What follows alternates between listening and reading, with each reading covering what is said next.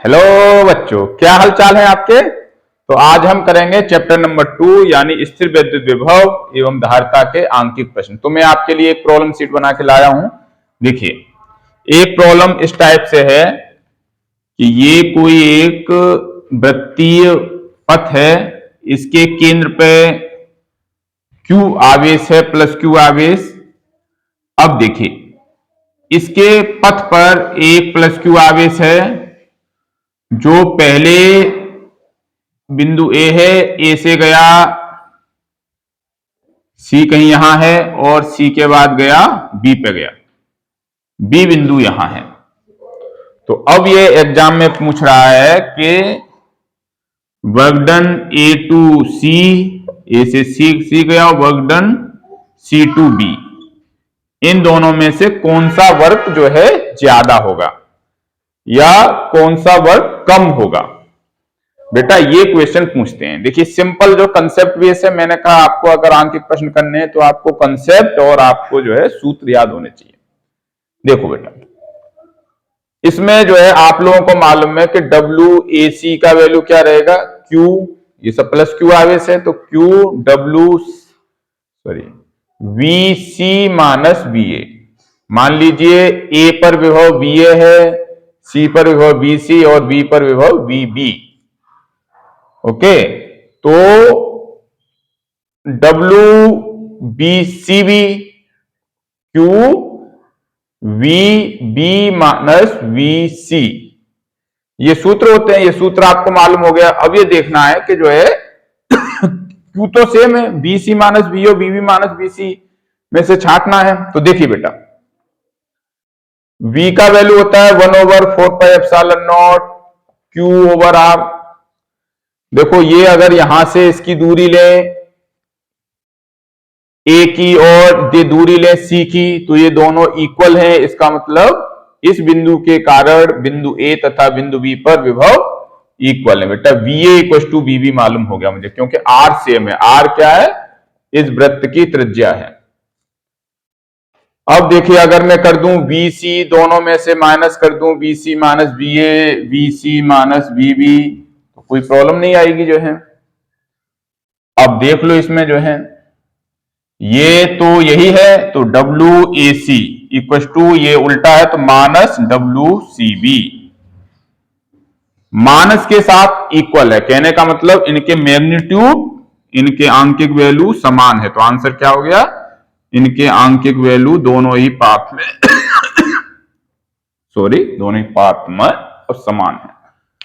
छाप लीजिए बेटा, ये क्वेश्चन नंबर 1 हो गया। क्वेश्चन नंबर 2,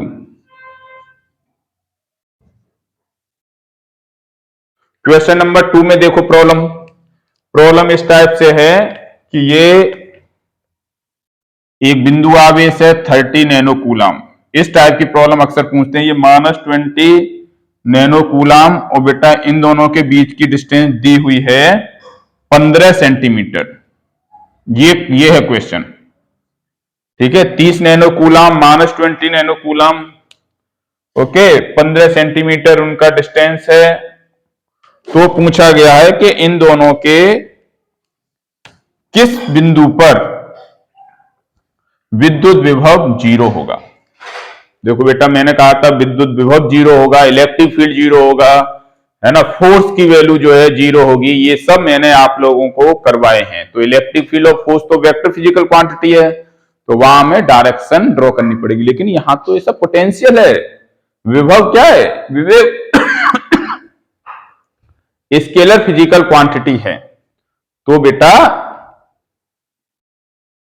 बेटा पूछा गया है कि किस बिंदु पर विभव का वैल्यू 0 होगा। तो फिर से ये क्या हो गया, दो जो है बिंदु आवेश के निकायों के कारण विद्युत विभव V1 प्लस ये मान लीजिए बिंदु A है, ये बिंदु B है, तो V1 मान लीजिए B at P due to A plus B at P due to charge at B equal to 0 है। मान लीजिए यहां से x दूरी पर ये साथ जो है 0 हो जाएगा, प्लस 30 नैनो कूलम से x डिस्टेंस पे ये 0 हो जाएगा। तो ये बेटा कितना बचा, 15 माइनस x। अब देखिए बीपी बीपीए का वैल्यू रखो बेटा। देखो चार्ज यहां है, बिंदु यहां है, दूरी x है, तो 1/4πε0 क्यू, क्यू को फौरन आपको जो है कूलाम में चेंज करना है बेटा, ओवर आर। देखो नेगेटिव है बेटा, नेगेटिव के कारण नेगेटिव होगा, -1/4πε0 20 नैनो कूलाम। बताओ कितना हुआ, 20 इंटू 10⁻⁹ ओवर 10, वो 15 - x। बताओ हुआ कि नहीं, इक्वल टू 0। अब देखो बेटा 1/4πε0 और ये 10 और 10⁻⁹, ये सब क्या आ रहा है, कॉमन आ रहा है, तो ये सब जीरो जीरो खा लेगा बेटा, बचा क्या 3/x minus 2/15 - x equal to 0। इसका मीन्स क्या बेटा, 3/x इक्वल टू 2/15 - x। अब कर लीजिए क्रॉस मल्टीप्लीकेशन, कैंची का गुणा, तो 15×3 = 45 - 3x equal to 2x, 45 equal to बेटा 5x, x का वैल्यू 9 सेंटीमीटर। कहां से, 30 नैनो कूलाम से 9 सेंटीमीटर की दूरी पे P का वैल्यू जो है शून्य हो, वो बिंदु होगा उस पर V का वैल्यू शून्य हो जाएगा। या ये कहें कि जो है -20 नैनो कूलाम से 6 सेंटीमीटर पर, अगर आप -20 नैनो कूलाम से x लेते तो इसकी वैल्यू 6 आती जो है बेटा। ये अगर जो है एक्सटेंडेड हो जाए तब भी कहीं जो है बिंदु P जो है पे जो है V का वैल्यू 0 आ सकता है, तो उसके लिए सिंपल यहां से करना है 3/x माइनस 2। अब वो जो है x से भी ज्यादा होगा, तो x - 15, 15 - x था, अब यहां पे कर देंगे x - 15, तो ये क्या आ जाएगा बेटा, 3/x इक्वल टू 2x - 15, तो 3x - 45 इक्वल टू 2x। अब क्या हो गया, x equal to 45 centimetre, 45 centimetre पे भी जाके v का वैल्यू शून्य हो जाएगा। आप एग्जाम में यहां तक करके आ सकते हैं, आपको पूरा मार्क्स मिलने वाला है। तो बेटा इसी में मैं दे देता हूं, एक आपके लिए होमवर्क है, एक आपके लिए होमवर्क मैंने आपके लिए रखा हुआ है। मान लीजिए ये 4 माइक्रो कूलाम है, ये बेटा -2 माइक्रो कूलाम है, इस टाइप का प्रॉब्लम आता है, और ये 1 मीटर की दूरी पे जो हवा में रखे हुए हैं, तो किस बिंदु पर v का वैल्यू 0 हो जाएगा। बेटा इसका आंसर सभी स्टूडेंट इसका आंसर कमेंट बॉक्स में देंगे, ओके, जिससे मुझे मालूम पड़े कि आप लोगों ने ये जो है क्वेश्चन सोल्व किया या नहीं किया है। इसका आंसर आप कैलकुलेट करके मुझे देंगे। तो ये हो गया बेटा क्वेश्चन नंबर 3 का आंसर। क्वेश्चन नंबर डालेंगे और उसका आंसर। तो बेटा बढ़ते हैं आगे क्वेश्चन नंबर 4 की ओर, है ना, लिख ही लिया होगा आप लोगों ने, छाप लिया, गुड। तो बेटा कुछ और प्रॉब्लम करते हैं। ये प्रॉब्लम जो है बहुत अच्छी प्रॉब्लम है और थोड़ा लेंदी प्रॉब्लम है, ये एग्जाम में आई है। ये आपकी एनसीईआरटी की ही प्रॉब्लम है, एनसीईआरटी का एग्जाम्पल है बेटा। देखो क्या बोल रहा है कि एक वर्ग है, वर्ग है ऑब्वियसली जो है चारों साइड उसकी इक्वल होंगी, साइड भी दी हुई है, डी साइड है, इसके ये जो बिंदु हैं मतलब इसके जो एंड हैं, एंड पे देखिए ये ए है, ये बी है, ये सी है, डी है। ए पर आगे दिया हुआ है +q, सी पे भी +q और बी और डी पे बेटा -q आवेश है। ओके, यहां तक बेटा क्लियर है। एक वर्ग है, उसके जो है चारों एंड पे जो है एक पे +q -q इस टाइप से आवेश अब दिए हुए हैं। तो सब क्वेश्चन में पूछा जा रहा है कि इस जो है व्यवस्था में आवेशों को लाने में कितना कार्य करना पड़ेगा, कार्य कैलकुलेट करना है। तो बेटा सिंपल सा आपको मालूम है कि साहब जो है आवेशों को उनकी रेस्पेक्टिव पोजीशन पर लाने में किया गया कार्य उसकी विद्युत स्थितिज ऊर्जा की इक्वल होता है। तो सिंपल बेटा आपको क्या करना है, इस सिस्टम एबीसीडी की विद्युत स्थितिज ऊर्जा लिख देता हूं, विद्युत स्थितिज ऊर्जा मतलब यू का वैल्यू कैलकुलेट करना है।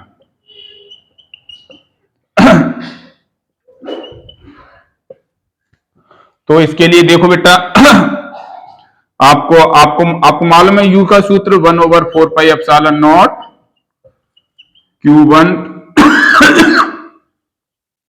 Q2 over R। Q1 Q2 ये है, R उनके बीच का दूरी है D। तो बेटा देखो ये टोटल U का value 1/4 pi epsilon not A और D के कारण, तो Q और Q माइनस में आएगा बेटा, माइनस Q स्क्वायर, प्लस का है तो प्लस, माइनस के साथ ओवर D प्लस। अब देखो बेटा D और C के बीच में माइनस माइनस है, तो ये भी 1/4 पाई epsilon not minus Q square over D। देखो बेटा इन दोनों के बीच में माइनस है, तो माइनस 1/4 पाई एप्सिलॉन नॉट फिर से Q स्क्वायर ओवर D। बेटा इनके भी माइनस है, तो फिर से minus 1/4 pi epsilon not minus Q square, ये माइनस पहले ले लिया, Q स्क्वायर बाई D। कहने का मतलब इन चारों के कारण तो 4 का मल्टीप्लाई कर दो, 4/4 pi epsilon not Q square over D, minus sign आ गया। अब देखिए बेटा बचा क्या, अब इनके ये डायगोनल वाले विकर्ण वाले, इन दोनों के बीच में और इन दोनों के बीच में, ये एक विकर्ण है तो इसकी वैल्यू कितनी होगी, D√2। ये भी है विकर्ण, इसकी वैल्यू D√2। तो बेटा देखो 1/4 पाई epsilon not Q square over D√2 plus 1/4 pi epsilon not, देखो वहां भी Q है, माइनस माइनस Q मिलके प्लस हो गया D√2। बताओ बेटा यहां तक कोई प्रॉब्लम, तो मैं यहां पे क्या लिख दूं, 2Q square over 4 pi epsilon not D√2। ये जो है आपका आंसर आ रहा है बेटा। अब इसमें क्या ले लो कॉमन, माइनस, देखो Q है ना, Q स्क्वायर कॉमन आ रहा है, तो माइनस Q स्क्वायर और जो है 4 पाई एप्सिलॉन नॉट D ले लीजिए कॉमन। तो यहां क्या बचा, 4 माइनस ये 2/√2, √2 से इसे काटोगे तो √2 टाइम्स, तो 4 माइनस √2। ओके, कभी कभी जो है पूछा गया है कि ये सिद्ध कीजिए कि जो है सिस्टम को इस प्रकार से व्यवस्थित करने में कि है ना किया गया कार्य minus Q square over 4 pi epsilon not D 4 minus √2 होगा। तो ये बेटा आंसर हो गया। ठीक है, आ गया समझ में। देखिए इसी में आगे कहा गया कि मान लीजिए एक प्लस Q0 आवेश है जो इसके केंद्र पे, मान लो केंद्र पर दिया गया बिंदु E, इस बिंदु E पर जो है बाहर से लेके आया जा रहा है, तो कुल कितना जो है अतिरिक्त कार्य करना पड़ेगा, कितना एक्स्ट्रा कार्य करना पड़ेगा। तो बेटा कार्य का वैल्यू मालूम है आपको क्या होता है, Q0 into this particular point पे V का वैल्यू। तो इस पे देखो बेटा V कैलकुलेट करो, 4 हैं चार्जेज है ना, तो क्या होगा 1/4 पाई एप्सिलॉन नॉट। ठीक है, ये देखो ये 1 2 3 4, ये AE equal to EC equal to D E equal to B, ये चारों के चारों जो क्या होंगे इक्वल होंगे। तो मान लीजिए ये X है, ओके बेटा X मैंने मान लिया। अब देखो आवेश plus Q minus Q plus Q minus Q, खल्लास सब खल्लास। तो बी एट इक्वल टू 0, तो बेटा वर्क डन की वैल्यू क्या आ गई, Q0 इंटू 0। 0 से जो भी टकराएगा चूर चूर हो जाएगा। देखो Q0 से कितना भी बड़ा मल्टीप्लाई हुआ सब क्या हो गया, 0 हो गया। तो ये इसका आंसर। तो ये बेटा कुछ प्रॉब्लम हमने की जो है। अब देखिए कुछ और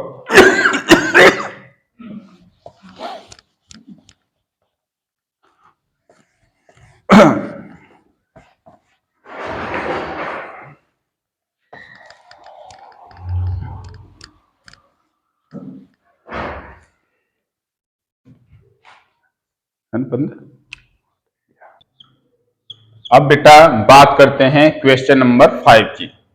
देखिए क्वेश्चन नंबर 5 में जो है पूछा गया है कि ये जो है Q और B में ग्राफ खींचोगे तो बेटा हमेशा स्ट्रेट लाइन आएगा, क्योंकि Q B के समानुपाती होता है। तो दो जो है कैपेसिटर है, एक कैपेसिटर ए है, ये बहुत कॉमन है क्वेश्चन जो है, ठीक है। तो इसमें पूछ रहा है कि जो है कैपेसिटर ए या बी में से किसकी जो है धारिता ज्यादा होगी, ए की धारिता ज्यादा होगी या बी की धारिता ज्यादा होगी, बेटा ये पूछा गया है। अब बताइए क्या रहेगा इसका आंसर जो है। तो पहले सी को, सी इक्वल टू क्या होता है, Q over V, Q over we.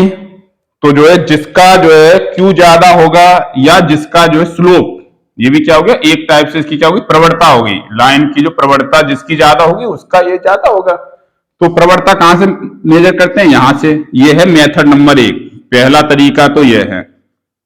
देखो यहां से थीटा एंगल इसके लिए θ1 ये है और इसके लिए θ2 ज्यादा है, तो किसकी ज्यादा है ना, लाइन किस लाइन की, जो मान लीजिए ओ ए लाइन की ज्यादा है ओबी लाइन की, ओबी लाइन की जो प्रवणता कम है ओ ए की ज्यादा है, तो सर इसीलिए जो है सी ए ज्यादा होगा सी बी कम होगा। अब देखिए मेथड नंबर 2, तरीका नंबर 2, आप क्या कीजिए बेटा, यहां से एक जो है बी से एक सीधी लाइन खींच दो, जो है कांस्टेंट सीधी लाइन खींचा, मतलब बी का वैल्यू सेम है तो जिसके लिए क्यू ज्यादा होगा उसी के लिए जो है फॉर सेम बी के लिए क्यू और A is greater than Q for B, इसीलिए सी ए की वैल्यू ज्यादा होगी सी बी से, क्योंकि सूत्र मुझे मालूम है C equal to Q over we.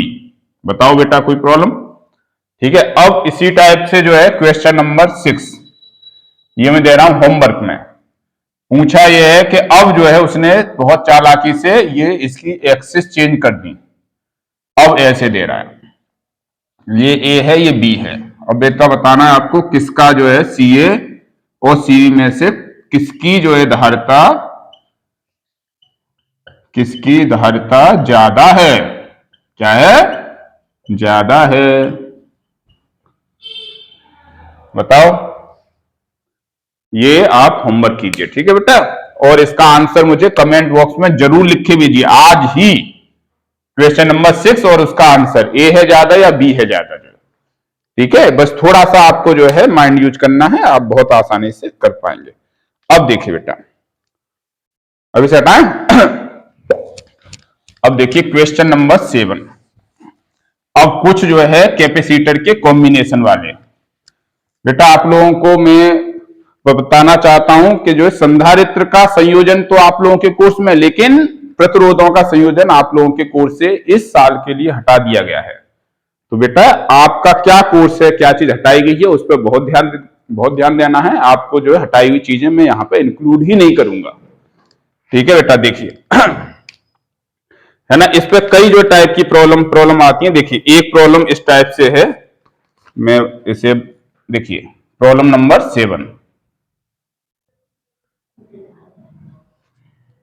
ये एक जो है कोई कैपेसिटर के कॉम्बिनेशन का सर्किट दिया हुआ है, ये एक ऐसे है,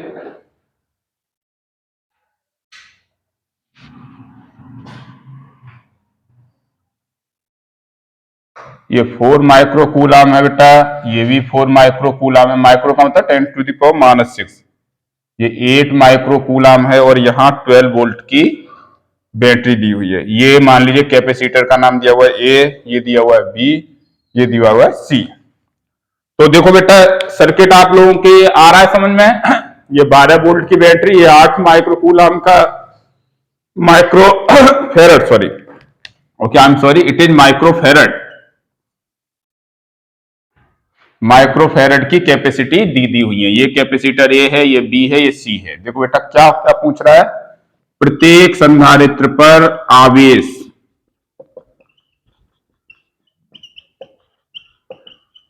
आवेश कैलकुलेट कीजिए। ये क्वेश्चन बहुत कॉमन है, आवेश बताओ।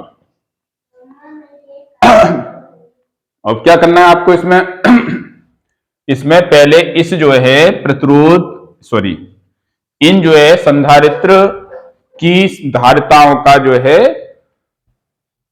तुल्य जो है धारिता ज्ञात कीजिए इसमें। तो देखो बेटा ये बी और सी, बी व सी कैसा क्रम है, समांतर क्रम में है, समांतर क्रम में है, तो मैंने कल आपको बताया, मान लीजिए इनकी धारिता जो है ना, ऐसे लिख दो। क्या लिखेंगे बेटा? संधारित्र बी और सी समांतर क्रम में है, तो मान लीजिए इन दोनों की तुल्य जो धारिता क्या होगी? सी डैश होगी। तो सी डैश इक्वल टू क्या होगा? C1 प्लस C2, क्योंकि ये तो समांतर क्रम में है। तो बेटा जोड़ो, तो 4 microfarad plus 4 microfarad equal to 8 microfarad. अब देखो, सर्किट कैन बी रीड्रॉन है। सर्किट को कैसे सा फिर से ड्रॉ जो है अब कर सकते हैं? ये इसकी जगह आ गया ये, और ये सर्किट इस टाइप से, मतलब ये 12 वोल्ट। अब ये देखो, ये 8 माइक्रोफेरड और ये 4 माइक्रोफेरड, सॉरी ये 8 और 8, ये भी हो गया 8 जो है, ये ए है और ये हो गया सी डैश। ठीक है, अब देखिए 8 माइक्रोफेरड और 8 माइक्रोफेरड दोनों ही अब श्रेणी क्रम में है। बताओ कौन से क्रम में है? श्रेणी क्रम में है। तो श्रेणी क्रम में होंगे तो अब मान लीजिए इनकी टोटल धारिता जो है सी जो है मतलब डबल डैश की वैल्यू क्या हो जाएगी? C1 C2 over C1 plus C2, C1 C2 over C1 plus C2। तो 8 8 जा 64, क्या हो जाएगी? 4। वैसे भी आपको डायरेक्ट भी मालूम है कि जो है अगर दोनों इक्वल है तो क्या हो जाएगी? आधी हो जाएगी श्रेणी क्रम में। तो 4 माइक्रोफेरड मीन्स ये सिंपल सर्किट ऐसे आ गया बेटा, ये 4 जो है माइक्रोफेरड का जो है टोटल इक्विवेलेंट कैपेसिटेंस इतनी हो गई, ये 12 वोल्ट। तो यहां से देखो Q का वैल्यू कितना हो जाएगा? Q equal to CV। तो C का वैल्यू 4 इंटू 12 48 माइक्रो कूलाम, क्योंकि माइक्रोफेरड है। तो बेटा यहां से ये मालूम हो गया मुझे कि यहां से 48 माइक्रो कूलाम आवेश जाएगा। यहां से देखो 48 माइक्रो कूलाम आवेश, तो आपको मालूम है कि ये क्या है? ये बेटा समान, ये जो श्रेणी क्रम है, तो श्रेणी क्रम में आवेश क्या जाता है? सब आवेश समान जाता है। तो ए पे जो आवेश होगा वो 48 माइक्रो कूलाम होगा, Q एट ए। अब देखिए इन दोनों पे जो है ये 4 माइक्रोफेरड वाले हैं, यहां से जो है 48 माइक्रो कूलाम जाएगा। इन दोनों की जो है कैपेसिटी सेम है, तो इसमें इक्वल इक्वल बट जाएगा। तो 24 माइक्रो कूलाम 24 माइक्रो कूलाम, या जो आप जो इन दोनों का देख लो, इन दोनों का 8 है। ठीक है, और जो है पैरेलल में यहां जो है ये 12 है, तो यहां क्या हो जाएगी? 6 वोल्ट हो जाएगी, यहां पे 6 वोल्ट। तो 6 वोल्ट ही इसके अक्रॉस हो गया बेटा, 6 वोल्ट ही इसके अक्रॉस हो गया। तो 6 4 जा 24, 24 माइक्रो कूलाम यहां हो गया, 24 माइक्रो कूलाम यहां हो गया, क्यों? Q का वैल्यू C भी होता है। बताओ बेटा कैसा रहा? छाप लो। तो ये क्वेश्चन बहुत आता है। ठीक है बेटा, आता है। तो इस टाइप से आपने सीखा। अब देखिए कुछ और प्रॉब्लम।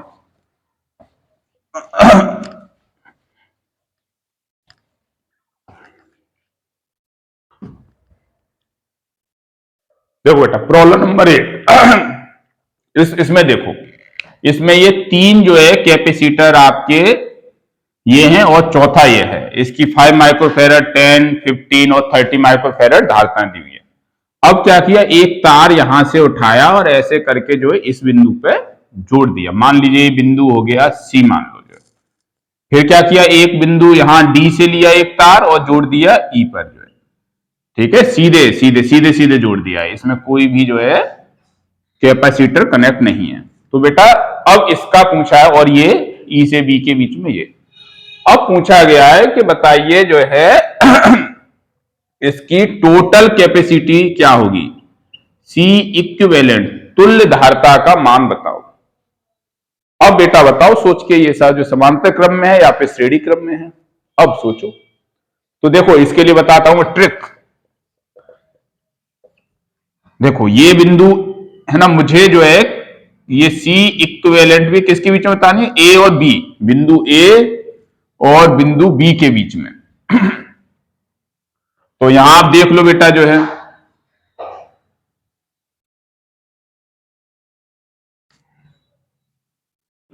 देखो ये मालूम हो गया आपको कि ये सब बिंदु डी और बिंदु ई एक ही है। बिंदु डी और बिंदु ई देखो एक ही है, एक ही पॉइंट से है।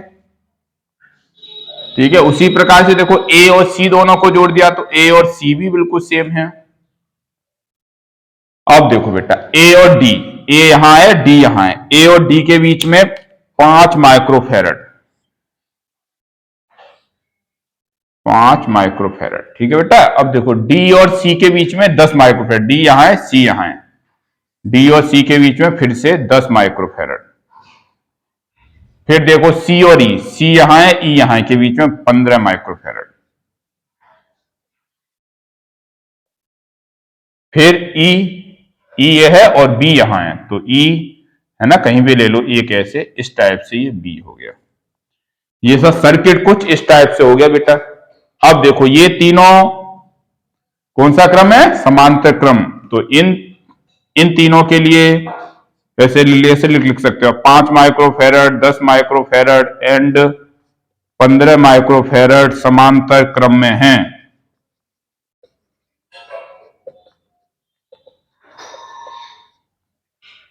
तो इनकी तुल्य जो धारिता अगर सी डैश है, तुल्य धारिता तो क्या हो जाएगी, 5 + 10 + 15 = 30 माइक्रोफेरेड। अब ये भी 30 माइक्रोफेरेड का है। अब क्या लिखेंगे, 30 माइक्रोफेरेड एंड 30 माइक्रोफेरेड श्रेणी क्रम में है, सीरीज कॉम्बिनेशन में है। तो C total between point A and B क्या हो जाएगा, C1 C2 over C1 + C2, 900 over 60, 15 microfarad, मतलब आधा हो गया। ये आपका आंसर हो गया। बताओ बेटा कैसा रहा, बहुत बढ़िया। अब देखिए कुछ और प्रॉब्लम कर लेता हूं मैं, हटाएं बेटा से। तो ये आप लोगों ने नोट कर लिया होगा, आप साथ के साथ करते जाइए नोट, इस टाइप से करेंगे आप कभी मात नहीं खाएंगे। अब देखिए क्वेश्चन नंबर 9। क्वेश्चन नंबर 9 में अब क्या किया उसने जो है, देखो ये 2 कैपेसिटर और एक 3 जो है कैपेसिटर ऐसे हैं। अब यहां से उठाया उसने जो है, जोड़ दिया यहां, अब विद कैप है ना, कैपेसिटर के साथ जोड़ा बेटा। और देखो यहां से एक तार लिया और इसमें एक कैपेसिटर जोड़ दिया और इसे जोड़ दिया इसने यहां। अब देखो दे दो नाम, कोई दे दो। तो ये बोल रहा है कि ये ए है, मान लीजिए ए और ये बी है, सी ए बी कैलकुलेट कीजिए। ए और बी के बीच में जो है कैलकुलेट कीजिए टोटल कैपेसिटेंस। तो देखो बेटा इसका नाम दे लो सी, इसका नाम दे लो डी। तो इसे देखिए ए इस टाइप से बनाओ, बी इस टाइप से बनाओ, यहां कहीं सी रख लो, यहां कहीं डी रख लो। अब देखो बेटा, अच्छा इनकी वैल्यू भी दी हुई है, सबकी वैल्यू जो है इनकी 4 माइक्रोफेरेड, 4 माइक्रोफेरेड, 4 माइक्रोफेरेड, 4 माइक्रोफेरेड, और ये जो है इसकी वैल्यू बेटा 5 माइक्रोफेरेड दी हुई है। तो अब जैसे जैसे जो है बोल रहा है इसमें, वैसे वैसे आप करते जाइए। देखिए ए और सी के बीच में 4 माइक्रोफेरेड, सी और डी के बीच में 5 माइक्रोफेरेड,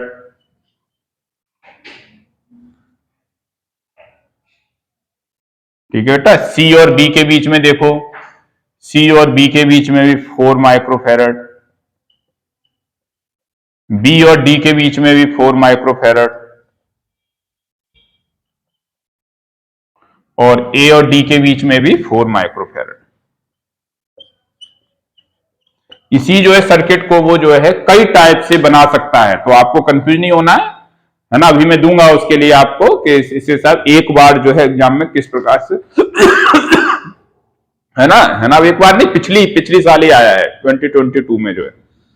तो बेटा अब देखिए, ये जो है कैपेसिटर मान लो C1, इसे मान लो आप जो है C2 मान लो, चलो इसे C3 मान लो, इसे C4 मान लो। तो बेटा इस साइड के डायगोनल के दोनों साइड में C1/C2 इक्वल टू C3/C4 आ रहा है कि नहीं, या C1/C3 इक्वल टू C2/C4 आ रहा है। तो C1/C2 इक्वल टू C3/C4, जब ये दोनों इक्वल आ रहे हैं 4/4 इक्वल टू 4/4 मतलब इक्वल आ रहे हैं, तो क्या मीन्स है, इसका मीन्स ये है कि जो ये C और D के बीच में जो ये पांचवा जो है माइक्रोफेरेड है, 5 माइक्रोफेरेड का कैपेसिटर है, इसका कोई रोल नहीं रहेगा। क्यों? क्योंकि ये पॉइंट C पे विभव और पॉइंट D पे विभव क्या हो गया, समान हो गया। जब विभव समान हो गया तो धारा बहेगी नहीं, कोई भी आवेश ही नहीं बहेगा इसमें, तो इसका कोई रोल नहीं। तो ये बेटा इसे मैं हटा सकता हूं यहां से। अब सर्किट बन गया कुछ इस टाइप का, ये A है ये B है, तो जो सर्किट हो गया, अब सर्किट हो गया सिंप्लीफाई होके ऐसे,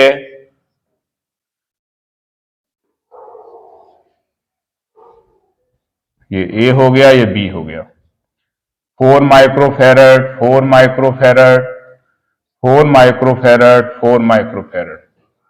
अब देखो बेटा ये दोनों माइक्रोफेरेड किसमें, श्रेणी में, तो कितना हो जाएगा इनका, आधा हो जाएगा श्रेणी में, तो आधा हो गया 2 माइक्रोफेरेड। इसका बताओ, ये भी दोनों श्रेणी क्रम में है तो फिर से दोनों इक्वल है, तो इसका आधा 2 माइक्रोफेरेड। ये हो गया B, ये हो गया A। अब देखिए ये 2 माइक्रोफेरेड और 2 माइक्रोफेरेड दोनों का क्या हो गया, समांतर क्रम, तो क्या हो जाएगा CAB, जोड़ दो बेटा, 2 + 2 = 4 microfarad is the answer, 4 microfarad is the answer.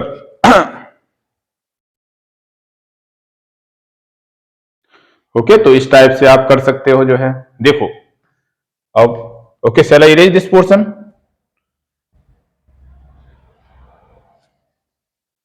देखो तो बेटा यही क्वेश्चन सेम जो है अब डायग्राम इस टाइप से आया 2022 में, बिल्कुल सेम डायग्राम में। देखो सिर्फ उसका जो शेप चेंज कर दिया, A और B, ये और B हैं, C और D ऐसे हैं, C और D ऐसे, बीच में 5 माइक्रोफेरेड, बाकी 444।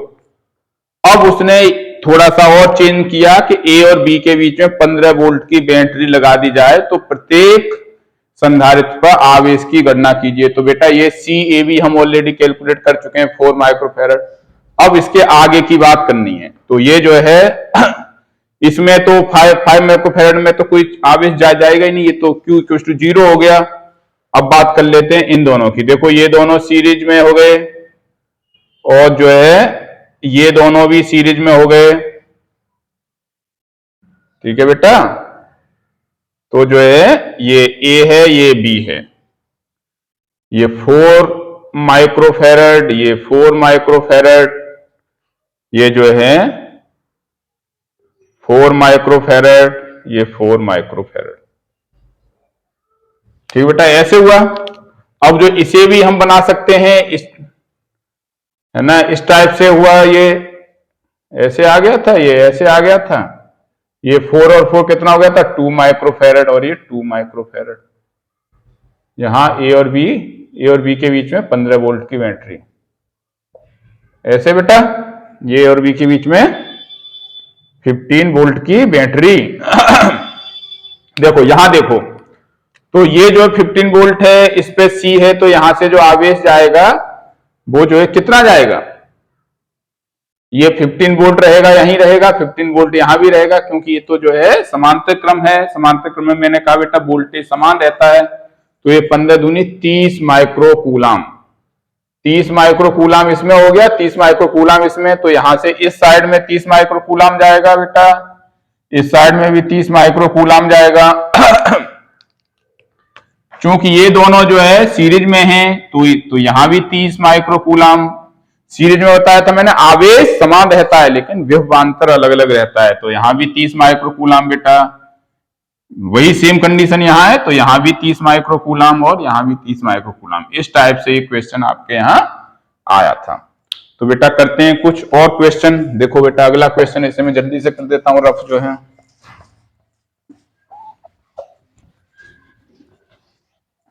ठीक है, अब देखिए एक क्वेश्चन इस टाइप का आया एग्जाम में।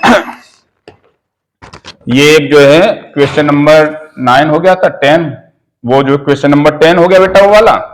अब ये क्वेश्चन नंबर 11,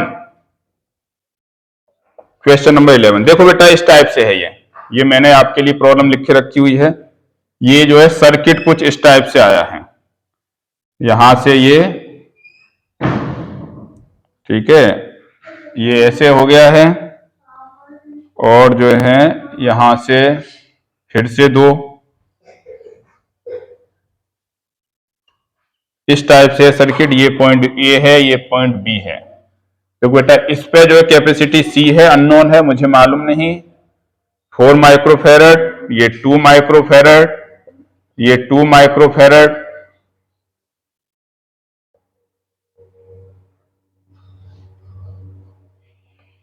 ये भी 2 माइक्रोफेरेड। क्वेश्चन में कह रहा है कि सी ए बी, ए और बी के बीच में जो कुल धारिता है वो 2 माइक्रोफेरेड दी हुई है। It is given. पूछ रहा है सी की धारिता कितनी होगी। तो सिंपल इज जो है इस सर्किट को आपको जो है सिंप्लीफाई करना है। तो बेटा सबसे पहले स्टार्ट करो यहां से, 2 माइक्रोफेरेड और ये वाले दोनों माइक्रोफेरेड नाम दे नाम जो दे देना चाहो तो आप दे दो, जिससे कि आपको राइट डाउन करने में आसानी हो जाए। देखो C4 और C3 दोनों ही समांतर क्रम में हैं, दोनों ही इक्वल हैं, तो इनकी जगह क्या आ जाएगा, इन दोनों का मान लीजिए C डैश क्या हो जाएगा, C3 C4 over C3 plus C4, 2 into 2, 2 plus 2, 1 microfarad. इसकी जगह आ गया 1 माइक्रोफेरेड। ठीक है बेटा, अब देखो सर्किट को मैं हटा रहा हूं, सर्किट जो है इनकी जगह 2 की जगह क्या आ गया, 1 माइक्रोफेरेड। तो अब ये सर्किट हो गया बेटा ऐसे, ये 1 माइक्रोफेरेड। बताओ यहां तक किसी को कोई प्रॉब्लम, दोनों ही। अब देखो बेटा, अब यहां से इसके बीच में आ जाओ। अब ये 4 माइक्रोफेरेड और 1 माइक्रोफेरेड ये श्रेणी क्रम में है। आई एम सॉरी, ये तो गलत हो गया, आई एम सॉरी बेटा, जो है ना, फिर से एक बार करते हैं। ओह माय गॉड, देखो बेटा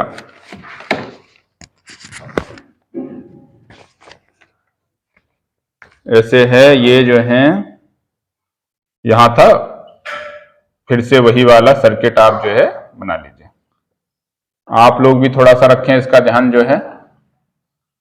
देखिए ये 2 माइक्रोफेरेड और 2 माइक्रोफेरेड समांतर क्रम में है, तो इनकी तो धारिता क्या होगी, जुड़ेगी ना बेटा, जो है इनकी धारिता ऐड हो जाएगी, समांतर क्रम में है। तो 2 microfarad plus 2 microfarad equal to 4 microfarad, है ना, समांतर में है। तो इस, है ना, समांतर का क्या होता है, C1 प्लस C2। तो अब इनकी जगह क्या हो गया, 4 माइक्रोफेरेड। देखो बेटा इसे हटा के अब मैं क्या कर रहा हूं, 4 माइक्रोफेरेड। सावधानी घटी दुर्घटना घटी, हटी दुर्घटना घटी। देखो बेटा 4 माइक्रोफेरेड, अब ये 4 माइक्रोफेरेड और 4 माइक्रोफेरेड, अब ये दोनों जो है श्रेणी क्रम में है, तब इनकी जगह, है ना, कितना आ जाएगा, C जो है डबल डैश 2 माइक्रोफेरेड। 4 और 4 है इक्वल है, तो अब ये होगा 4 इंटू 4 ओवर 4 प्लस 4। तो इसकी जगह, इन दोनों की जगह क्या आ गया बेटा, 2 माइक्रोफेरेड। सर्किट घट के कैसा हो गया, ऐसा हो गया, 2 माइक्रोफेरेड। अब ये देखो बेटा, अब ये यहां से लेके यहां तक देखो, अब ये 2 माइक्रोफेरेड और 2 माइक्रोफेरेड फिर से जो है समांतर क्रम में है, तो इनका जो है C जो है ओके ट्रिपल डैश क्या हो जाएगा, 2 प्लस 2 इक्वल टू 4 माइक्रोफेरेड। तो अब देखो इन सब की जगह मैंने जोड़ दिया A, दैट इज 4 माइक्रोफेरेड। अब देखो कहानी क्या है, अब ये C और 4 माइक्रोफेरेड दोनों ही श्रेणी क्रम में हैं। कैसे हैं, श्रेणी क्रम में। तो C टोटल की वैल्यू दी हुई है 2 माइक्रोफेरेड ऑलरेडी जो है, और इसकी value 1 over C plus 1 over 4। तो आप यहां से लाइए 1/c equal to 1/2 minus 1/4 equal to 1/4। इसका आता है सी का value 4 microfarad. Let me check the answer. Yes, that is the right answer. 4 microfarad is the correct answer. तो इस टाइप से बेटा करना है। अब कुछ जो है और एक दो प्रॉब्लम देखते हैं, इसके बाद फिर इसे जो है करते हैं खत्म। तो बेटा अब आपको कॉन्फिडेंस आ रहा है कि नहीं बताओ, फील आ रहा है कि नहीं? कॉन्फिडेंस आया बेटा, प्रॉब्लम कर सकते हो अब आप। अब देखिए क्वेश्चन नंबर 12 देखिए। इसमें अब क्या कह रहा है ये जो है, देखो कुछ इस टाइप की प्रॉब्लम आती है। देखो बेटा प्रॉब्लम कुछ ऐसे है कि 27 छोटी जो है जल की बूंदें हैं, छोटी जल की बूंदें, सबका साइज सेम है, सेम साइज की हैं, मतलब इनकी रेडियस जो है त्रिज्या इक्वल है, सेम साइज की हैं, और जो हर एक जो है 220 वोल्ट पर जो है, प्रत्येक 220 वोल्ट पर जो मतलब चार्ज हो रही है, मतलब 220 वोल्ट इनके छोटी हर एक छोटी जल की बूंद पर 220 वोल्ट विभव अप्लाई हो रहा है। तो पूछ रहा है कि बड़ी, ये जो है 27 छोटी बूंदें मिलके एक बड़ी बूंद बना रही हैं, जल की बड़ी बूंद बनाई जा रही है। अब ये पूछ रहा है कि बड़ी बूंद पर विभव कितना होगा, वोल्टेज की वैल्यू कैलकुलेट करनी है बड़ी बूंद पर। ठीक है बेटा, देखो तो इस टाइप की प्रॉब्लम आती है, तो इस टाइप की प्रॉब्लम आप सीधे सीधे रखो याद, जो है जब कभी भी छोटी बूंदें मिलके बड़ी बूंद अब बनाती हैं तो क्या चीज रहेगा सेम, 27 छोटी बूंदों का आयतन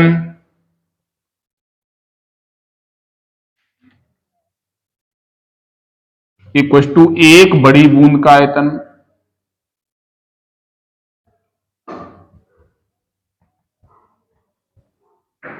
एक बड़ी बूंद का आयतन। तो देखो बेटा 27 इंटू 4/3 पाई आर क्यू। मान लीजिए छोटी बूंद की रेडियस आर है, बड़ी बूंद की रेडियस कैपिटल आर है, तो 4/3 पाई आर क्यू। 4/3 पाई खल्लास, तो आर क्यू का वैल्यू आ गया बेटा 27 आर क्यू। इसका ले लीजिए घनमूल ले लिए, तो 3 3 जा 9 3 जा 7, 3 आर आ गया, आर का वैल्यू 3 आर आ गया। तो अब पूछा है वी, तो देखो बेटा इस पे सी की वैल्यू क्या होगी, बड़ी बड़ी बूंद पे सी का वैल्यू क्या होता है 4 pi epsilon naught into capital R. Capital R की value 4 pi epsilon naught 3 R, ये होगी बेटा सी की वैल्यू। अब क्या चाहिए मुझे, v का वैल्यू, तो v equal to Q over C. तो क्यू इक्वल टू सी भी होता है, तो v equal to Q over C, बड़ी बड़ी बूंद पर। तो बड़ी बूंद पर देखो क्यू, ओके कितना हो गया 27, मान लीजिए छोटी बूंद पे आवेश क्यू है, तो जो है 27 क्यू हो गया टोटल। सी का वैल्यू कितना हो गया 4 पाई एप्सिलॉन नॉट 3 आर। अब देखो बेटा इसे मैं बेटा कर दूं रफ, इस पोर्शन को करूं रफ, अच्छा लिख देता हूं, यहां लिख देता हूं, देखो इसके बाद ये आ गया। अब देखिए v का वैल्यू 1/4 पाई एप्सिलॉन नॉट 3 9 जा 27 क्यू ओवर आर इंटू 9। देखो बेटा ये क्या है, छोटी बूंद का विभव है, ये आ गया छोटी बूंद का विभव। छोटी बूंद पे चार्ज क्यू है, रेडियस आर है, तो छोटी बूंद का विभव कितना है 220 इंटू 9, 22 9 जा 198, 1980 वोल्ट आंसर आ गया बेटा। छापो, बताओ कोई प्रॉब्लम हो इसमें जो है, ठीक है। इसी टाइप का एक और प्रॉब्लम में दे देता हूं आपको, है ना, छाप लीजिए बेटा। क्वेश्चन नंबर 13 हटाता हूं।